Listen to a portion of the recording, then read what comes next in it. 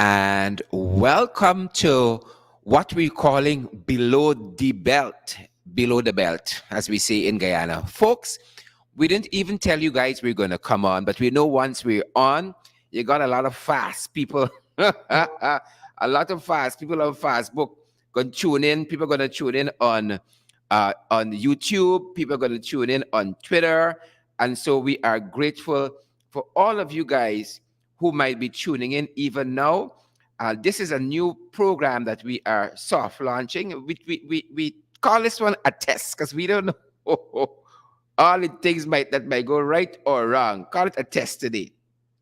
Good to see each and every one of you out there. Let us know if you guys are receiving us clearly. We got quite a topic for discussion for this, our first podcast. Guys, podcast is where you can't see the people. You know, Guyanese are not accustomed so much to the podcast format. We just listening. You guys might be at work.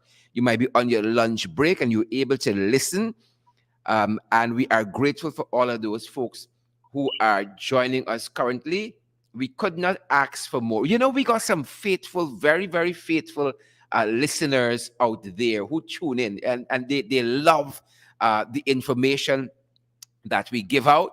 I am so glad that all of you guys are joining us on our Facebook page via this format. Y'all don't look for video because I think I know video coming. But we are here, guys. Let us know if you are receiving us clearly.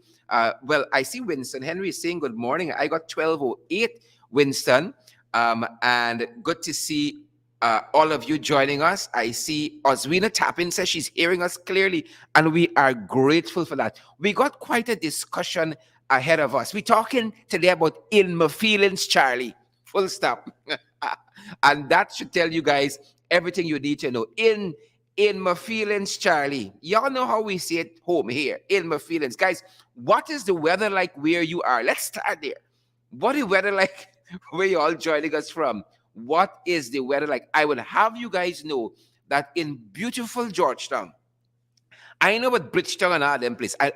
Folks, I hear that Prince Charles in Bridgetown, royalty in Bridgetown. I know in Georgetown right now it's 29 degrees outside, and they're telling us there's a 14% chance of rain. 29 degrees outside, so it's.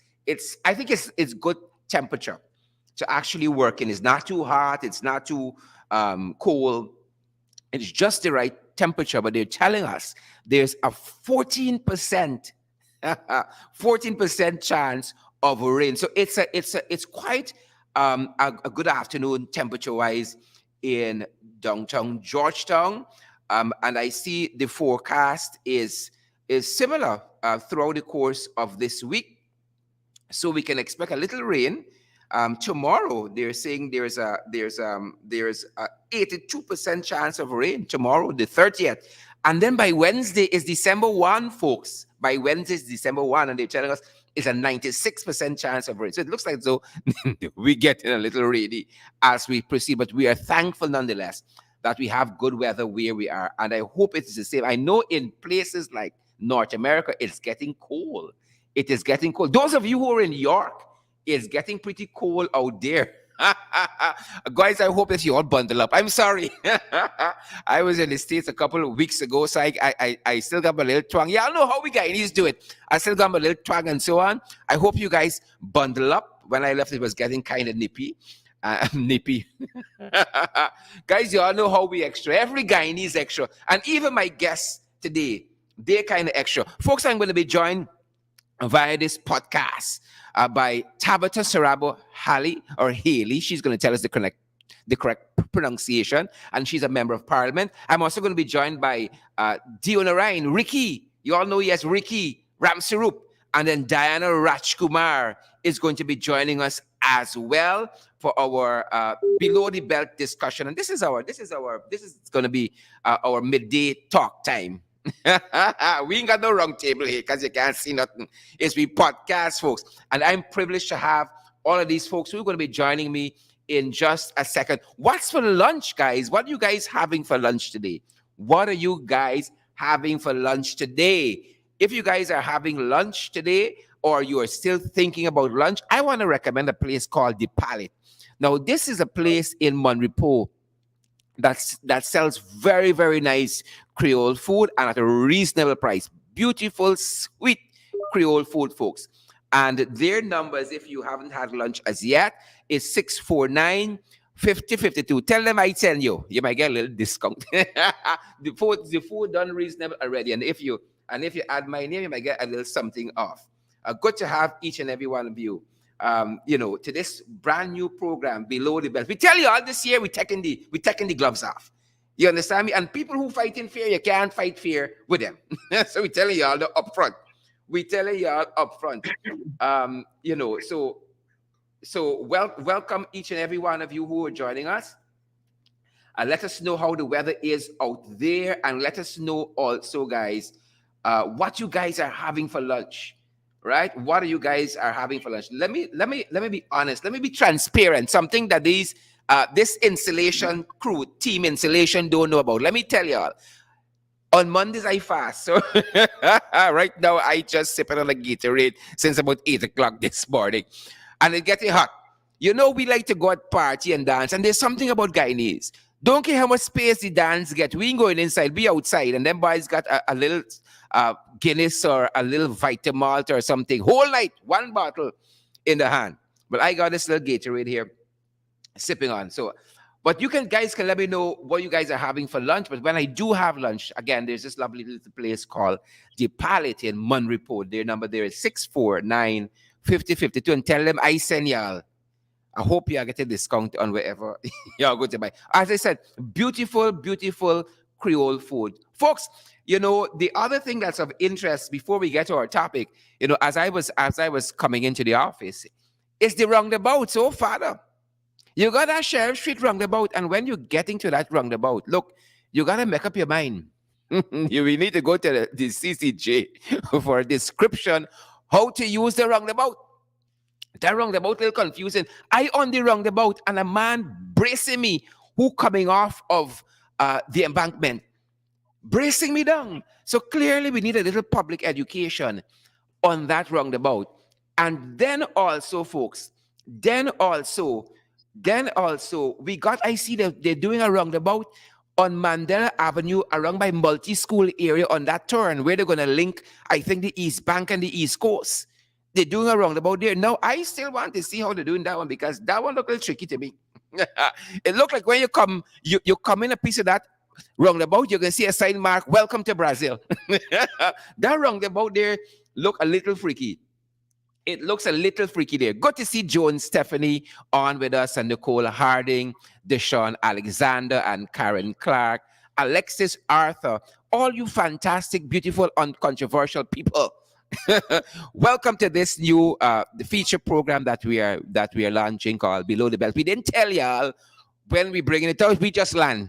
Guyanese don't tell you when they come in by a house. They just show up.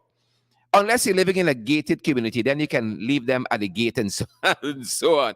Folks, I'm privileged to be joined for this discussion by I don't know if our guys were running off the lunch, but I see they left one of our guests off of the off of the graphic. But Tabitha Sarabo Haley and taking left. She is with us, Member of Parliament. I have also Diana Rajkumar. I'm privileged to be joined by Diana Rajkumar and another Member of Parliament. Oh God, the Member of Parliament's enough. We plenty. We plenty enough. You got Ricky Dionarine Ramsroop, who is joining us as well. Guys, if you're on, a very good afternoon and welcome. Good afternoon, Sherrod. Good afternoon to your listeners. It's good to be on. That's Tabitha. Guys, introduce yourself as you come on. Jump in there. Don't all jump in at once. Yes, I'm so sorry. I'm so sorry. Yes, it used to be so terrible here. Yes, you know. I know, Tabby. It's because we the guys left you off the graphic. You want left out your name now. But it's good to be on, Sherrod, and I must commend you for starting another program as we launch today. So you're doing good things and you're keeping the people informed. So I'm glad to be a part of it. Fantastic. Welcome, Tabby. Who else do we have? Come on down. Hi, Sharad. Ricky, this sounds like Member of Parliament Ricky. I call you full mouth. Ricky, also known as That's Dion right. That's Ryan right. That's how Ramsey. I'm keeping it. Welcome, Ricky. Keeping it. Thank you, Sharad, and thank you for having me Good on to your have you, first Ricky. program. Always good to have you. Always value your insights as a young parliamentarian, as my junior. Diana, are you there? The one and only Diana Rajkumar, the beautiful and intelligent. Do you have? I'm here. I'm here, Charlotte. Are you hearing me? I'm hearing you loud and clear, and I think the guys are hearing us loud and clear. Eve Austin, let us know if you guys are hearing all of our guests. Sandra Boston, let us know if you're hearing all of our guests, and Rami Leander and all the other folks who are joining us live online. Let us know if you're hearing all of our guests. And you guys know when we come on, we always say you got to share. Share the live stream. We love it. We little extra. We want to see those emojis and we want to see those shares as well. Guys, welcome to the discussion. We're talking today about In My Feelings, Charlie. In My Feelings, Charlie. And you guys know over the weekend, Banty Lion himself got on a radio station and proposed and positioned himself to speak on behalf of the Afro-Guyanese community. For some reason, it seems like this fella here, like he's just stumbled from one controversy to the next. One day, the man taking ownership for the APNU AFC project of changing the seats in the National Cultural Center, improving the sound system and the lighting and so forth. That's a project that started in 2019 under the APNU AFC government and the David Granger-led coalition. And now these fellas so shameless out there taking all of the credit. No sooner was that done and you had some pushback telling Charles when this thing really started. Right? In My Feelings, Charlie, now on radio by friends them, talking about black people and Afro-Guyanese and got no role models. Now, Tabitha, I see you had some, you put out some, you don't waste time. You had some very, very strong comments on social media. As a matter of fact, Tabitha, in a post that we saw, you said that everyone has a right to associate with whomever they choose. And I have a right to determine who I want to support. And you talked about how this radio station that, Charlie was on is encouraging him. And you said that you have had enough of that. Talk to us about what infuriated you about these comments from In My Feelings, Charlie. Sharon, it's a lot of things going on at the same time. A lot of persons, they see images of this young man on social media. He's in communities, he's taking pictures with persons playing football, he's seemingly giving persons rights, and people have a false impression of who he actually is and what he actually believes. And you see a lot of positive comments in relation to what he is doing as the Minister of Schools. And if it is a person have to actually interact with him like you and I have, we know who the true person is. We know how his arrogance, we know of his contempt for persons that do not look like him. And we know who he truly is as a person, and what he did at that radio station was actually to let the entire population actually see who he truly is, and not the facade that he actually presents to others when he's taking out these pictures. But what infuriated me about that is the response from the person on the other end that was doing the interview. I'm like, you're sitting there hearing somebody denigrate you, denigrate your people that look like you, and you're sitting there and you're agreeing with it. And so it is a combination of one, that he's obviously a wrong person that maybe a Guyanese or African Guyanese, that because of maybe their interest in the status that he has and what he could give to them, that they allow him to present this narrative, and they agree with it because of what they may be able to get. But in the long run, it affects the whole society because he is the fourth year minister and has to do with policies and implementing policies that will affect the entire country. And so if you have somebody with that mentality, that has that kind of thought process about lack of person not something that we should condone or accept. But and so that is what really aggravated me about the whole situation. And I think as Guyanese, we need to push back against it, because if we allow it to go on, it's only going to get worse from here. But and Tabitha, as you said that, you know, I too was very taken aback with how the host just sat there almost immobile as those comments were said. And I remembered something instinctively, Tabitha, Diana, and Ricky.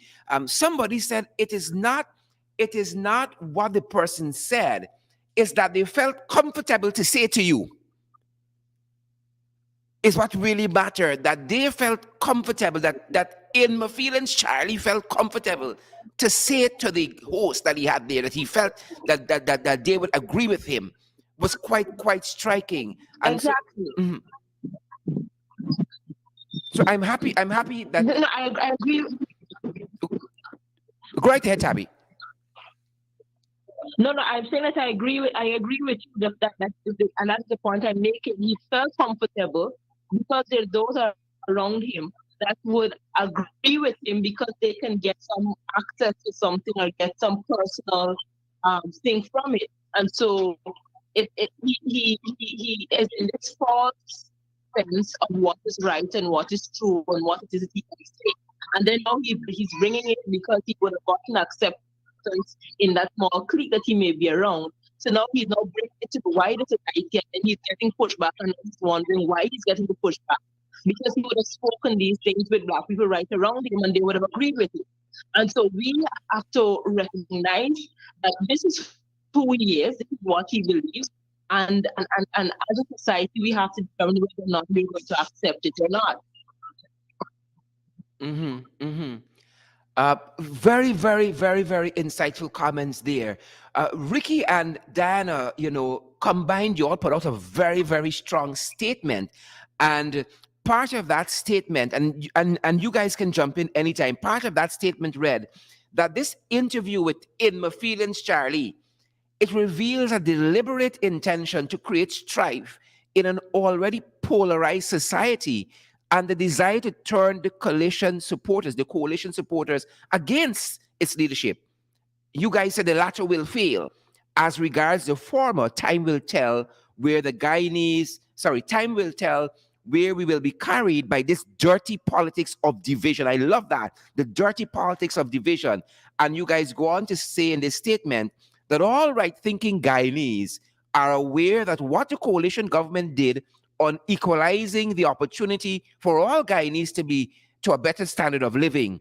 Undoubtedly, this project was uncompleted because we were cheated, not defeated, full stop. But it correctly commenced. It spanned the spheres of the spheres of health, security, infrastructure, ITC, education, and foreign affairs. Tell us a little bit more about your own reaction when you heard this foolishness by In My Feelings, Charlie. Charlotte, if I may go. Go right ahead, Ricky. Look, it was the time I heard it, I was so distraught about it because I was so upset. I mean, because I understood where he was coming from. He was trying to really degrade the African community. You understand? He was trying to tell them, he was wanting to bring a message out saying, you know, with this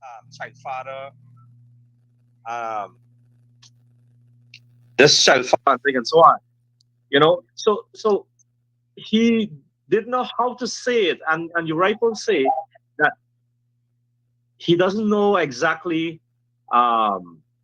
He doesn't know exactly how to come out to make himself relevant. Then what he should have done was shut his damn mouth. That is what he should have done. Exactly. He should sit down and shut his mouth. My parents say, whenever you can't appear, disappear. Exactly. So right now, like this morning, I saw a video with him helping fetch some grass and put them on a trailer, probably someone these poor's ground. Now that is what he's good at. And so I wrote this morning back on that thing and saying that BJ should go and clean BJ yard because he's very good at that. Because every time he comes out, You know what I mean? No, seriously, Oh. he really good at cleaning the grounds and raking up grasses and so on. So this fella, he's wanted to be relevant, and I think the opposition, we're now calling for him to be removed as a minister, and he should. We He just should should rake remove him his. immediately. Very, very, very, very true on all points. Very, very true on all points. Diana, you could jump in anywhere there.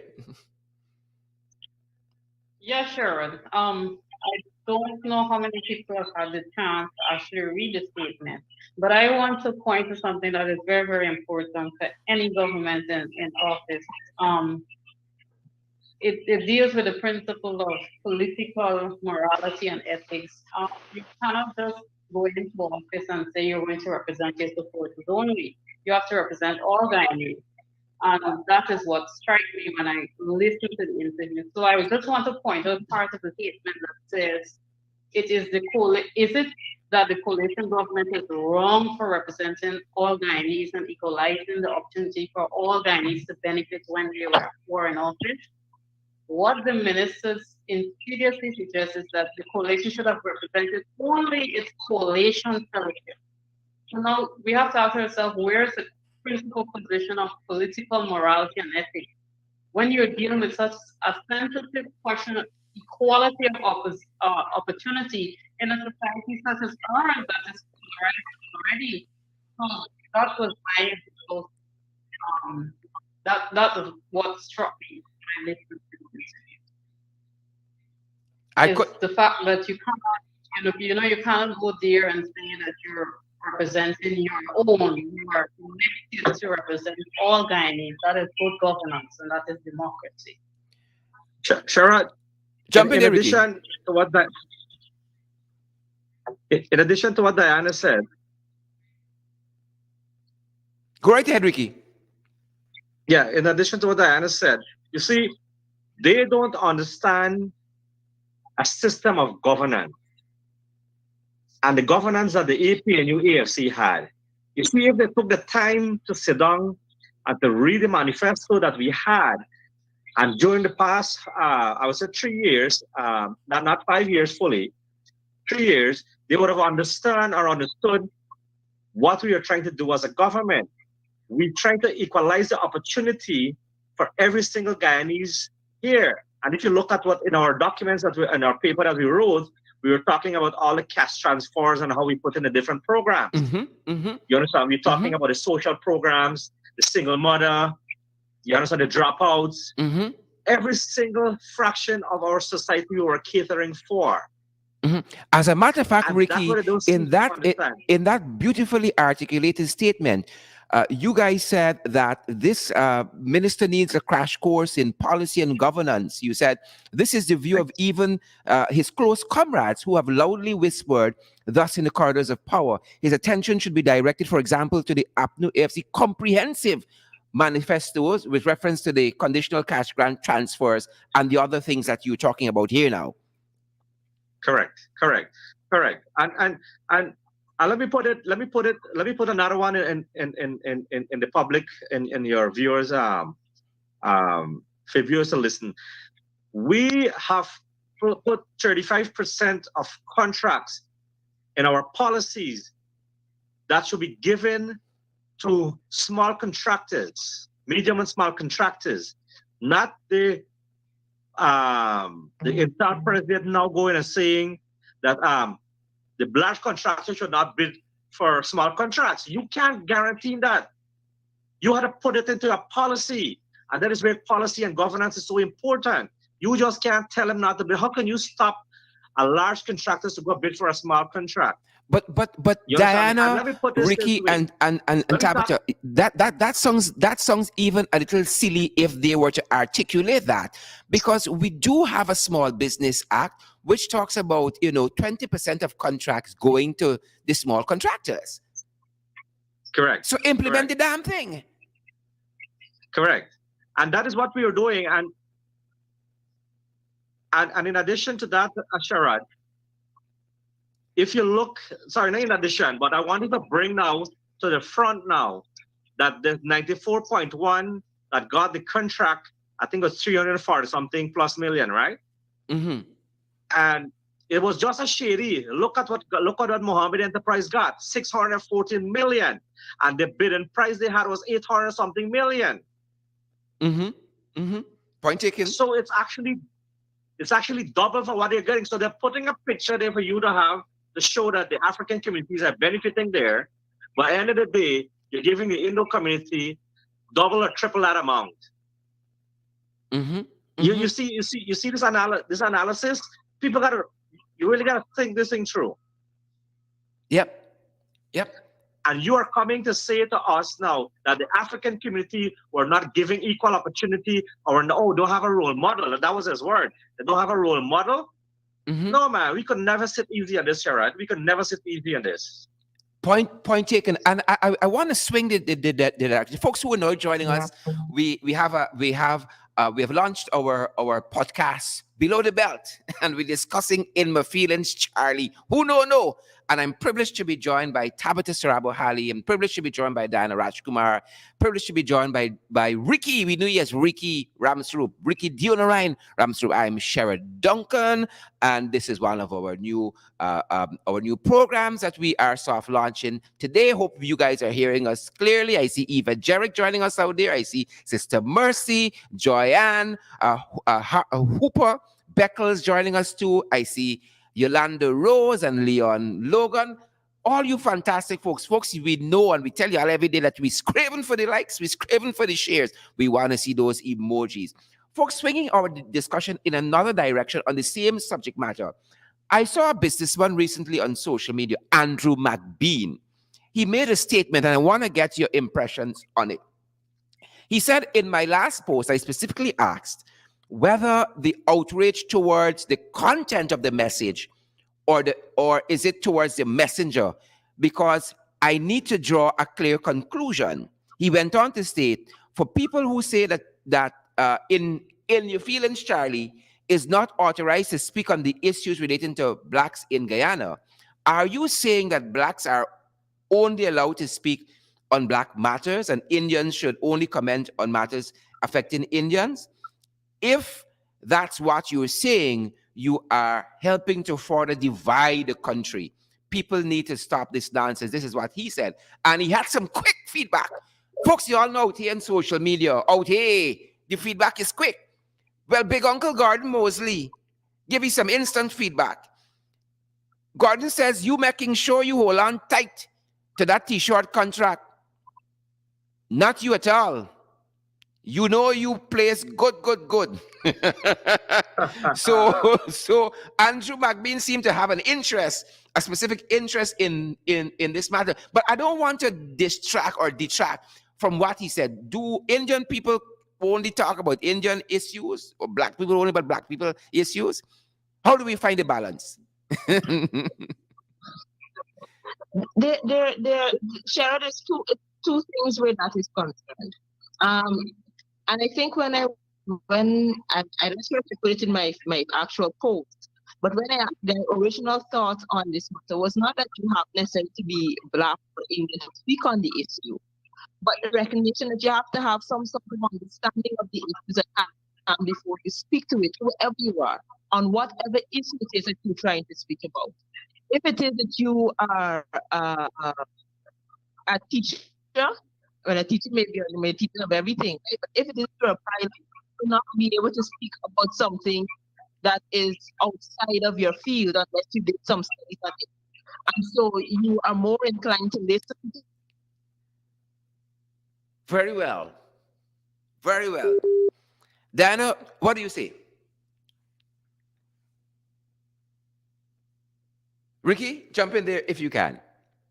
About this statement, we'll be discussing this statement in this part of the discussion by Andrew McBean, businessman, and Big Uncle Gordon feedback.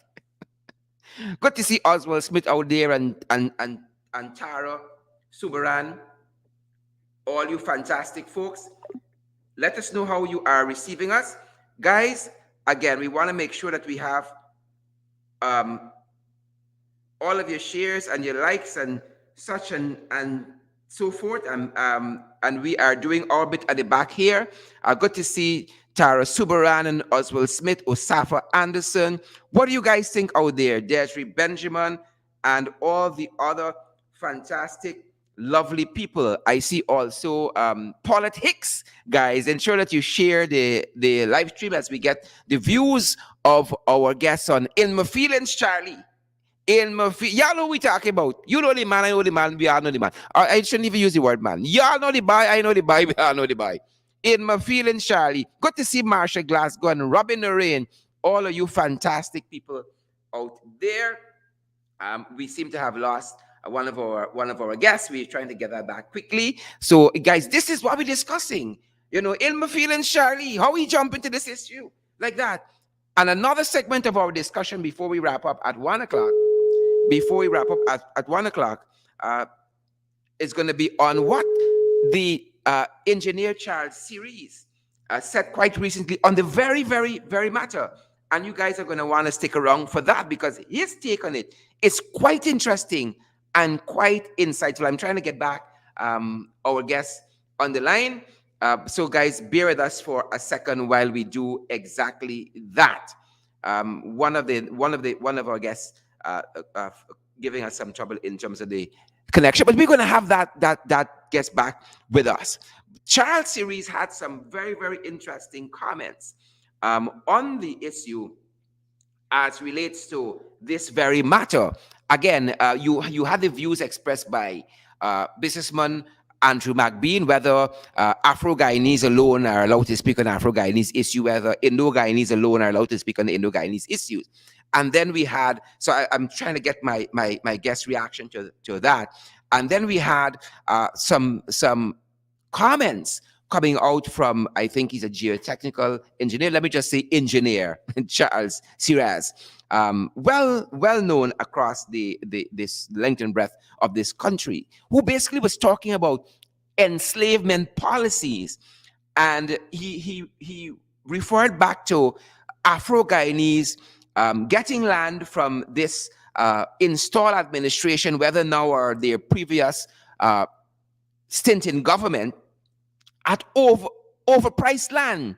You get land the cost of which you can't really pay for, right? And then you're directed to certain banks, specific banks, right?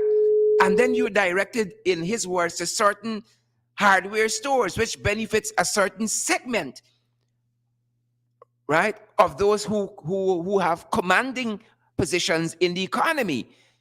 Right? So he was saying, you know, Charles, you need to think about what you're saying.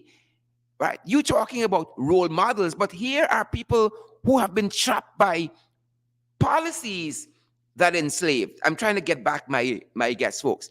And he went on to talk about the cooperatives, which provided an avenue to empowerment. And these cooperatives haven't been smashed.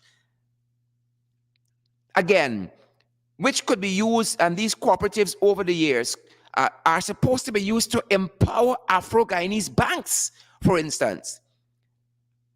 Engineer Series went on to talk about changing the law. If you're so interested in your feelings, Charlie, in empowering Afro-Guyanese, change the law that cooperatives can now direct monies to Afro-Guyanese banks.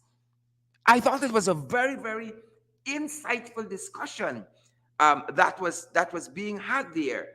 And he went on from that to say, not only do we channel these monies from cooperatives to banks as a means of empowering Afro-Guyanese, he goes on to talk about, look, at the 7% that your administration that is now keen on empowering Afro-Guyanese, your administration, right? Your administration, 7%, give a meager 7% post-oil. We got all this money now in a bank account somewhere around the world. And only 7%, your administration, give to public servants. And he makes the point that the public service is made up largely of Afro-Guyanese. So y'all care. Y'all want to empower, but y'all get 7%. Very, very insightful comments. Very, very insightful comments coming from Mr. Series. Very, very insightful comments. And so, folks, there you have it, right? There you have it. He went on to say what I thought was most fascinating, Mr. Series, right? right? And this one was the donor for me. The engineer said, becoming becoming a politician does not endow you with intellectual capacity. Take the Banty Lion. Folks jumping at any point. I see it still. We are almost back through with our guests. Again, Engineer Charles Series saying, becoming a politician does not endow you with intellectual capacity. I thought that one was done. Y'all need to put on social media as a quote and attribute it to Mr. Charles Series.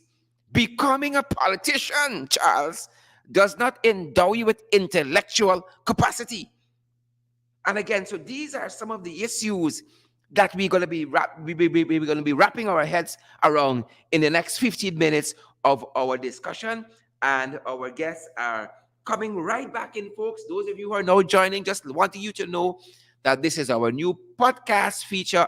Again, in the podcast, for those of you who are familiar, you're just hearing me like on radio, but you're seeing me.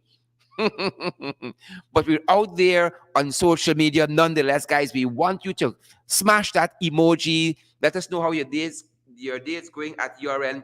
Smash that that share button as well, guys. So glad to see hundreds of you joining us at this lunch hour. And that is how we're going to be rolling moving forward. So once y'all know it's lunch, we below the belt. I'll be taking off the gloves. We tell y'all that. We're taking off the gloves for this new year.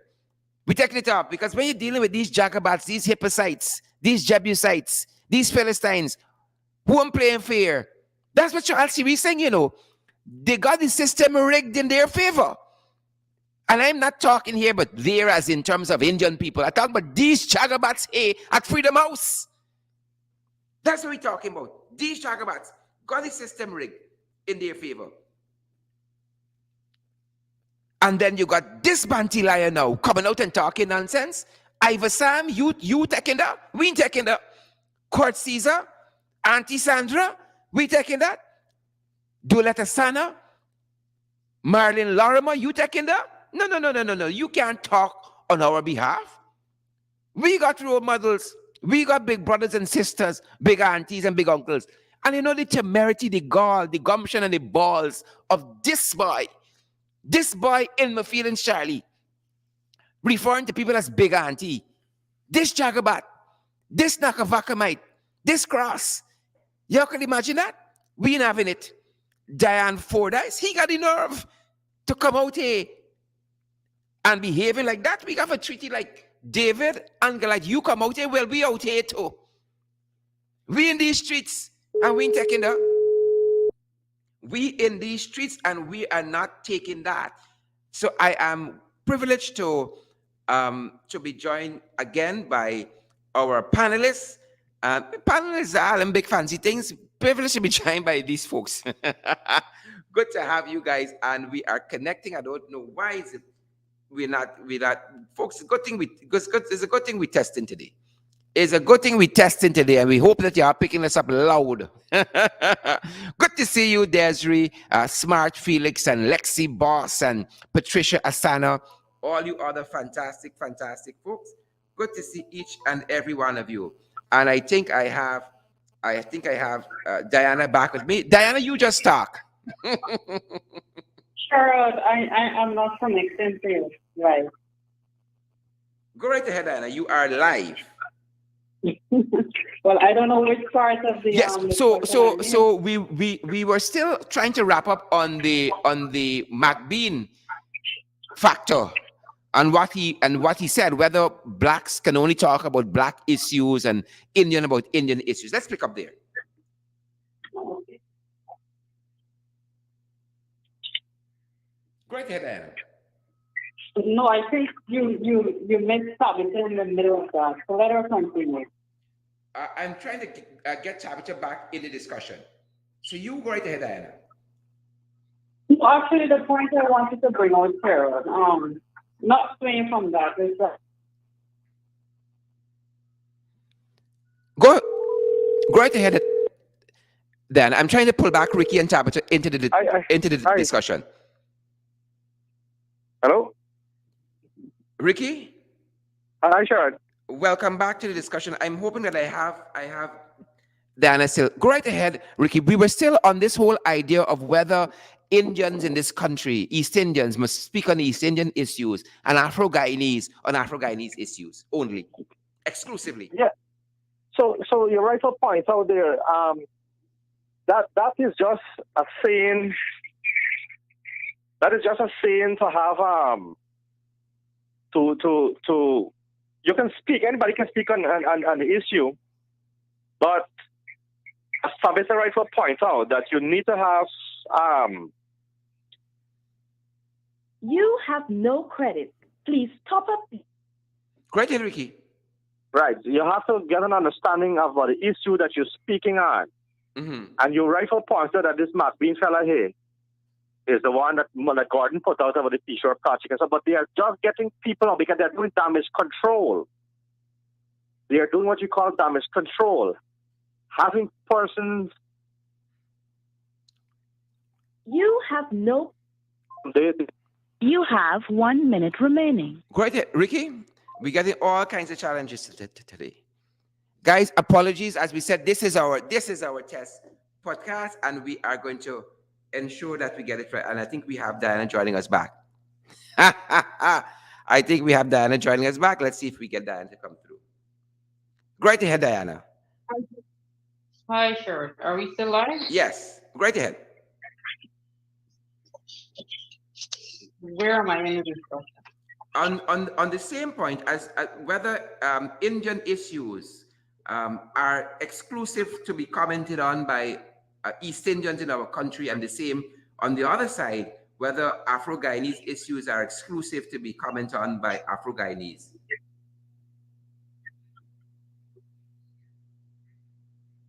Well, sure. These are sensitive issues in a whole right society as well. And I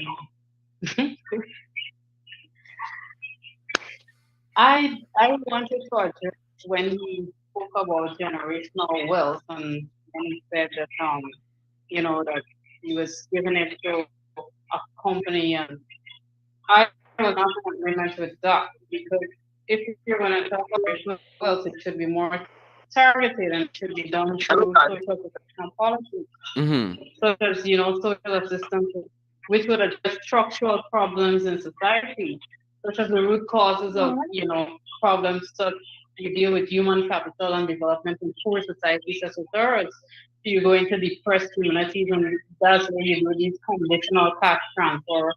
But it must address these structural problems like school dropouts, nutrition, and all of these kind of things. And then the other one you can do is social insurance, which is income generation, which deals with productive livelihood and long-term investment. For instance, in our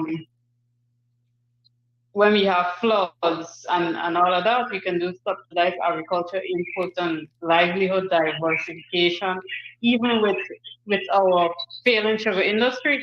So the thing is, you cannot just give one company a contract and think that will filter to the masses and say that is generational wealth. It does not happen like that. And saying a set of It has to nonsense be- just to get acceptance, Ricky and Tabby, saying a whole pack of foolishness.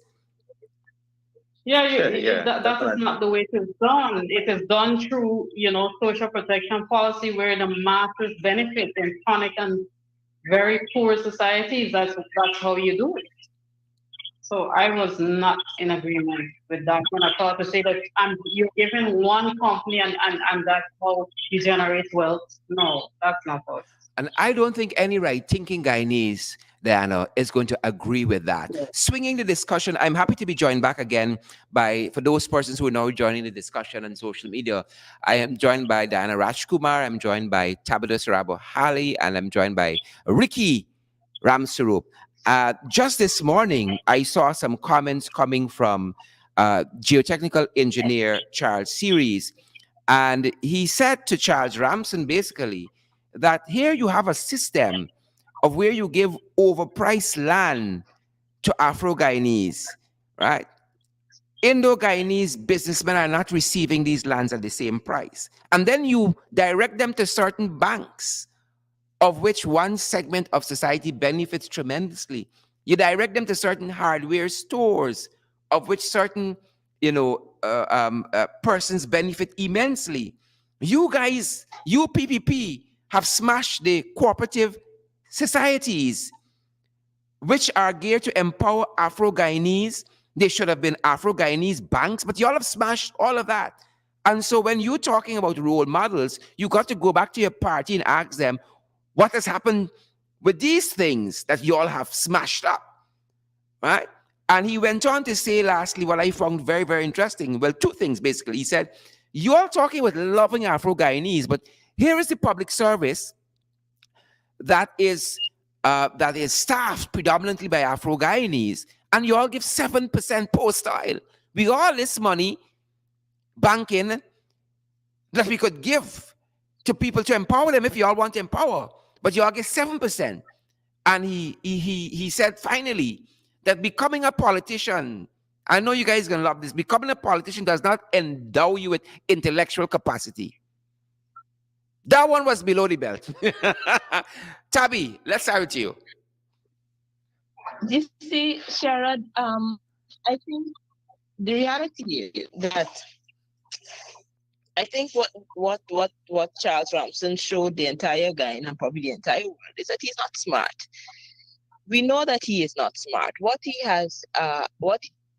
did on that radio show was just to regurgitate what he has been indoctrinated with, being a part of the PPP. Mm-hmm. He has no sense of history. He has no sense of what the different communities in this country actually have to face on a daily basis. Mm-hmm. He just really does not know. And he comes with his very biased opinions, very biased approach to life, a very skewed version of reality. And that is what we saw. But the reality is, what Chinese need to understand is that what we heard from Charles Ramson is what the PPP indoctrinates people with. Those thoughts, those principles, those ideas, those concepts of, one is better, one is more superior, one can't get up in life because we don't really have the acumen to do so, we don't have the leadership to do so. And that is what they feed their supporters. And so we have to understand that, because the society who the rest of Guyanese who really interested in what we call social cohesion and interested in all the ethnicities living together and working together have to understand that the PPP does not have an interest in that and has no interest in having a society where everybody is seen as equal and have equal access to opportunity, equal access to the resources of the country. Mm-hmm. And so that is where we need to start. I really can't expect better from Charles, because from day one, when he stood up in Parliament that day to speak on the budget and spoke for half an hour on all things outside of the policies for culture and sports, I recognize that he has no sense. He was beyond the boundary. I don't expect much from Charles.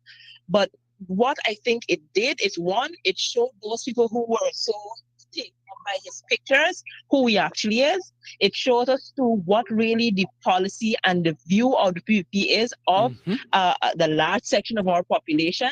And it also should help the Guyanese people to understand that the PPP is not interested in developing a society where everybody has equal access to what is required for people to have, a good life in this country. And so we need to take it upon ourselves to, one, ensure they don't go back in there. Two, ensure Ramson gets out of there, because he should not be Minister of Culture. That is what he's going to come on the television or the radio station and speak about. And so we need to start from now to help our young people to understand that the little fleck that they may want to throw at you, or the little things that they may want to give, is to ensure that you stay in a particular position where you don't really have access to funding, don't have access to resources, don't have the access to things that would see you live.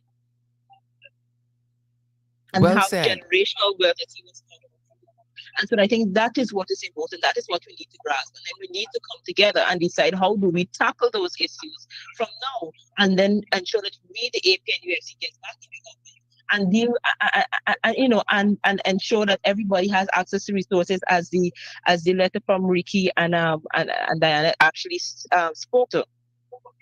Well said. Well said. Well said. Dan and Ricky, jump in anywhere there as we wrap up. Yeah, Sharad, I totally agree in a point that where Tabitha mentioned um, that they are being taught as politicians what to say. This brought me back to the Photoshop story that Parag was trying to say. And Suzanne was trying to explain in another form or use an example to defend the Photoshop story. Mm-hmm. And it means the 50% increase that we're talking about. I mean, come on, this Tabitha is right. They are being trained to talk like that, or probably coached to talk like that, or probably influenced to talk like that, to show the weaknesses. Mm-hmm. You understand? So they can't think for themselves like Tabitha will go and do something for herself. We will do something herself. And our support from our top leaders fully endorse what we do because we are thinkers and researchers. Mm-hmm. And they're totally trying to play politics at our level. I think this is what you guys said in that statement we opened with, that it's a politics of division. The wicked stink and dirty. Exactly. That is and they don't seem to get that analogy of what is happening. Yep. Guys, as we wrap up, what are your thoughts to Guyanese? They're hearing this filter nonsense from Ilma Feelings Charlie. What are your thoughts individually? Let's start with Diana, and then we'll take Tabby, and then Ricky, you can have the final word. Sure. Well, sure. I just wanted to close off with a little highlight on what redistribution policy is for those who don't know, and what really should be done rather than giving it to one company. So if you look at redistribution policy for equalizing opportunity in our society, where you would close that income inequality gap between the haves and the have-nots, then you would probably, decrease crime rates and all of that. So what ideally they should be doing is to look at that an extra dollar of income means more to the poor. It is better welfare, it increases utility than for the rich. So in effect, an extra dollar of income is worth more to a poor person than a rich person through distribution policies such as social safety net, including conditional cash transfer that could reduce inequality. And lastly, if we value democracy and we value social welfare, we will place a heavy value on equality, which correlates with decreased crime, increased health and happiness in a population. So it's more of it's a carefully structured policy analysis that you're going to do rather than just giving it to one company and say, hey, this is generational wealth. This is how we're creating wealth in our society. That is what redistribution policy is, and that's how it can be done. That's my closing remark. Fantastic. Thanks, Diana. Tabby. Sharon, there's so many things I want to touch on, but I'll try to be short in this space. The reality is that from August 2020 to now, for those Guyanese who may have forgotten the reality of what it was before 2015, I think they got a very strong dose of it over the last year and a half. And it's not just, you see, they play a kind of politics, and it depends on where they are at a particular stage in what it is that they're doing. The fishermen are complaining. The sugar workers are complaining. The public service is complaining. The private sector workers are complaining. The environmentalists are complaining. Every section of this community, of this country, has an issue right now with the policy that are being implemented by the PPP. What the people are trying to do is find a diversion to sort of break it up between Black and Indian. And so they create a discussion that steers away from the reality that every section of this population is unhappy with the governance that they've received in August 2022. And so that is what I'm seeing. And so it's a crude type of politics, but it's the reality of the PPP.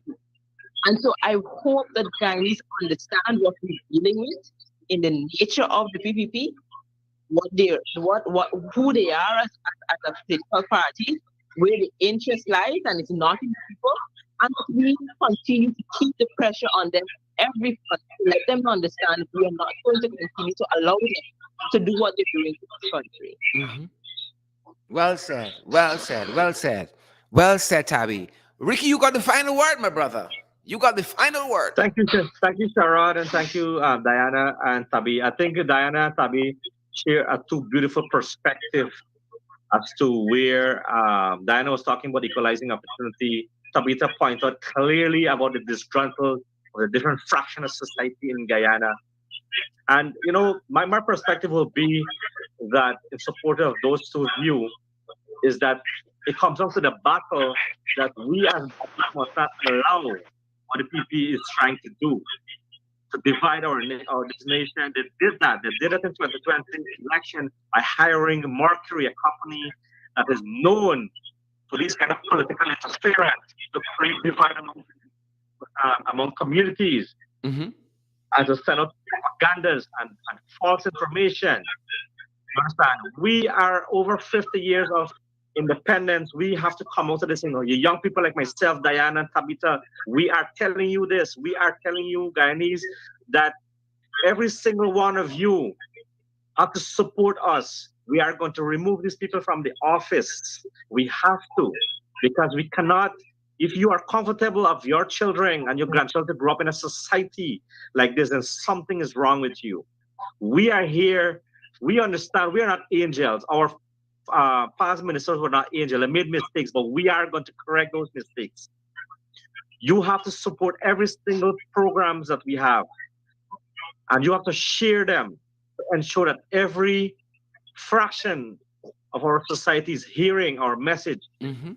We are, if you look at our statistics, smartphone, about 80% of Guyanese have access to internet and smartphones. Thanks to the APNU AFC, because we have believed that with the power of technology, so you can enhance yourself by the knowledge and power, so that you can understand what's happening in our country. You understand? The system of governance that the PP is doing is a one that we just normally call the suppress. You understand? The suppress of nation. I call it the wicked, socialism stinking, and the dirty system. approach. And that is, we cannot allow that as Guyanese. So my fellow Guyanese, please support us and let us take this fight day by day. Thank you, Sharad. Thank you, folks. Thank you, Tabitha Sarabo Haley, the Member of Parliament, the Honorable Ricky Dionarine Ramsarup, also a Member of Parliament, and Diana Rajkumar, a prospective Member of Parliament. Thanks to all of you guys for joining our first podcast. We did it, folks. Our first test podcast. Guys, thanks for making this program very special, and thank you for your unique insights on this issue of Ilma Feelings, Charlie. Thank you, guys. Thank you for having us, Sharad. Good job. Fantastic. Folks who are still with us out there on social media, y'all and tell me Charles was a PNC man. Y'all and tell me that. How y'all and tell me in my feelings, Charlie was a PNC man. Folks, I gotta know these things. Right? So information that has come to light said that in 1973, you know, in my feelings, Charlie, grandfather, you know, was staunch PNC. Mr. Joseph Ganga Ramson was staunch PNC. They said the man was let me find the term properly. Let me get my notes properly. But I call it Grandpa Jagabat. Right? He was a finance officer in the PNC. Y'all and tell why y'all talking half and left in half. The man was in the PNC, so Charles is half PNC, half PNC, half PPP. So the question I want to close it is whether Charles going to Congress on December 11th.